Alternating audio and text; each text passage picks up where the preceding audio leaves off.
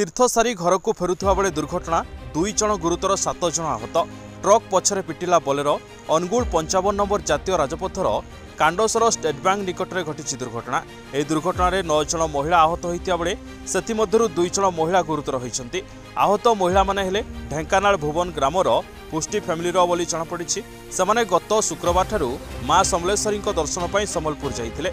दर्शन सारी एक बोलेरो रविवार राति निज घर को फेरुवा बेले कांडोसर स्टेट बैंक निकट में राति गोटाए समय छिड़ा होता एक ट्रक को धक्का देता। यह दुर्घटना समय समाजसेवी चिन्मय दास सांबादिक सुधाकर साहू कटकू फेरुवा बेले देखिले रास्तार दुर्घटना होती। संगे संगे दुर्घटना स्थल को जाई महिला मानक उद्धार करने सह नाल्को थाना को खबर देते। खबर पाई नाल्को पुलिस घटनास्थल में पहुंचीला। यापर 108 आंबुलांस को फोन करते हेले विलंब होबारु समाजसेवी चिन्मय दास सांबादिक सुधाकर साहू आहत महिला एक ऑटो और ट्राभेल्स गाड़ी साहाय्य अनुगुल जिला मुख्य चिकित्सालय को पठाइथिले। सेथिमध्यरु 2 जन महिला अवस्था गुरुतर होबारु सेमानंकु कटक एससीबी बड़ मेडिकल में भर्ती करा जायछि बोली सूचना मिली। वर्तमान सुधा अन्य 7 जन अवस्था भल थिबा जଣା पड़िछि। ना कोन प्रतिभा पृष्ठ कोडू आस्तिले कोडी जाउतिले केमती कोन हला घटना?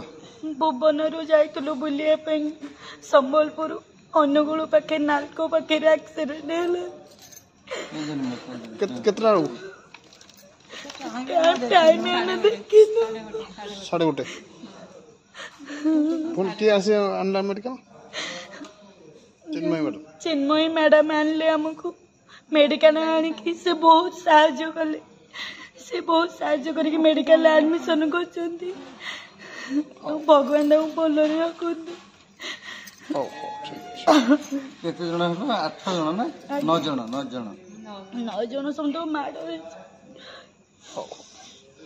अनुगुल तालचेरु मनोज राउतंक रिपोर्ट पवित्रनु जोड़ीसा। जदि आम भिडियोटी आपंक भल लगिला तेबे लाइक शेयर सब्सक्राइब फॉलो करने भूलु नहीं। नमस्कार।